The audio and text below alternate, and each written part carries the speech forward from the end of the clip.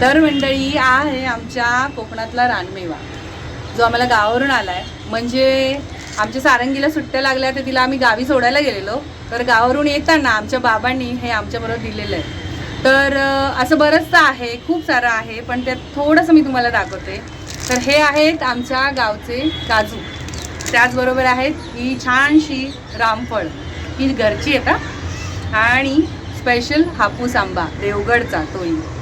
तर अशा खूप साऱ्या प्रेमाच्या गोष्टी असतात ज्या मुंबईच्या माणसाबरोबर गावावरून येतात. तर हे सगळं तुमच्याबरोबर शेअर करायचं होतं, म्हणून मी तुम्हाला थोडंफार दाखवलं आहे. आणि हे सगळं मी आमच्या घराच्या बाल्कनीत बसून तुम्हाला सांगते आहे. तर आमच्या या बाल्कनीतसुद्धा आम्ही बरीचशी फुलझाडं लावली आहेत. त्यात हे मिरचीचं झाड आहे आणि त्याला मिरच्या आल्या, पहा.